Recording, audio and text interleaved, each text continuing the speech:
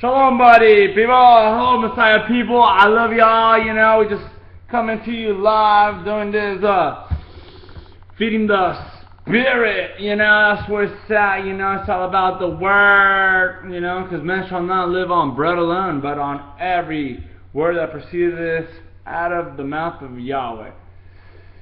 And that's found in the scriptures, and all the scriptures are profitable and for edifying and rebuking, you know, and just correction, right? Well, I was talking about the scriptures when that letter was written, was talking about the Torah and the prophets, yeah. But, you know, every scripture, if it's in the Bible, you better know it, you know? Alright. Well, it's better to know it, you know, because it edifies you and it builds you up and it gives you the armor that we all need and the sharp sword that will go, yeah, separating marrow from the bone. Alright? Alright, well, I was just getting to my little study. Here we go. Session 3. Ah, yeah. Deuteronomy 32:16 to 17. Alright? They move him to jealousy with with abominations. They provoke him. They slaughter to demons, not to Eloah, not to Elohim, not to the Creator, but it's to the fallen creations, really, if you come to think about it, you know. So, mighty ones, they do not know which new ones who came lately, which your fathers did not revere, you know. And I think it's talking about our fathers being like Jacob, Abraham, Isaac, and Jacob, right? Bang! They're like they were made the promise with, and they didn't revere these fallen entities or these, I don't know, Nephilim and all these Santa Claus, none of that nonsense. You know, those are all fallen entities, and they lead to destruction. Wide is the path unto destruction, and narrow and few will find the path unto salvation. It's through the blood of Messiah, of course.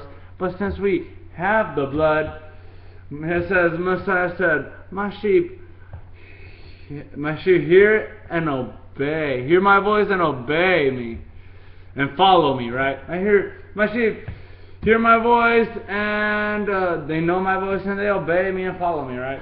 So, if you're his sheep, you understand his word, because that is his voice. It's the whole word up, you know? And you obey it, because that's how you follow Messiah. Messiah said, the people that said, Lord, Lord, will not enter the kingdom of heaven, but the people that do the will of my Father will enter the kingdom of heaven. It's probably in other words, but it's in there. I believe that. Alright, so, alright, well, enough of that. So now I'm just going to jump onto Yehoshua 24:14, Yahshua. And now, revere Yahweh, you know, serve him in perfection. That's like maturity, right? And in truth. And put away the mighty ones which your fathers served beyond the river and in Mitzrayim, Egypt. And serve Yahweh. And if it seems evil in your eyes to serve Yah, Yod-Heh-Vav-Heh, right? Choose for yourself this day who you are going to serve, whether the mighty ones, which you are, the mighty ones, which your fathers served that were beyond the river, or the mighty one of the Amorites, in which the land you dwell. But I and my household will serve Yahweh. Alright, that's so important, because it's telling you, like, yeah, you choose. You can't have two masters. You can only have one. You're either doing everything for the glory of the Father, or you're just deceiving yourself, or for the glory of the enemy, right? Because you can't serve two masters. I just said that, right? Hold on, you can only serve one. You're doing that. Oh, that's like a record. You can't serve two masters. Yeah, my bad. All right, I'm just gonna move on. I had it in my head, but until I say it out loud, it's pretty.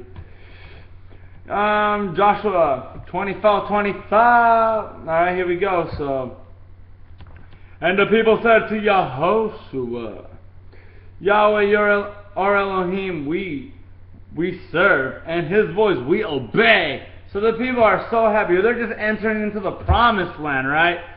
Because Joshua Joshua is Yahoshua. He is a picture of Yeshua coming to salvation, leading us to the promised land, right? Well, they just inherited the promised land. The first thing they did was Yeshua just told them all what the commandments were, right? Man, follow these commandments, and the people, we will obey. So Yahweh, our Elohim, we serve, and His voice we obey, right? That's what they said, and then that's why Israel got the promise, I believe. I don't know. But John 10:27. Oh, dude, I gotta slow the tempo, huh? I get excited, right? My sheep hear my voice, and I know them, and they follow me. Oh yeah. 2 Timothy 36. Or 3:16-17.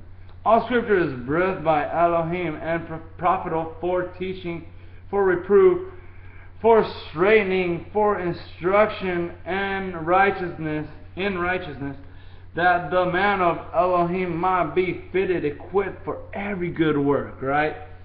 So, bam, we love the scriptures. I and my Father are one. John 10:30. I and my Father are one.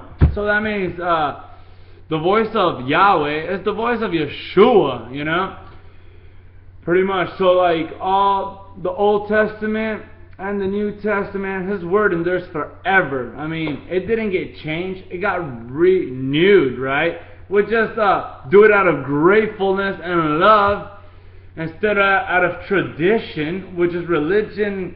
Religion is just whack. But it just added and took away from His word things that He says not to do. It pretty much transgressed a lot of those things, right? So we're just trying to keep it us and Him. Give Him the glory through your life, through praises and hymns and just do obedience. And that's how you declare Him King. You're declaring Him King every time you obey Him. And you're speaking lovely words, because all words create death or life. It's up to you to check yourself, and start speaking life, rivers of life into people for the edifying of the body, And the whole word teaches you how. So if you don't now you know. The more you study the word, the better everything is, and the light just becomes. And then you see where you gotta walk. You see the barriers of where you gotta stay, and when it goes like this, you follow in the right path, and it just keeps you walking on the light. Alright, session 3, bam, 4, coming up.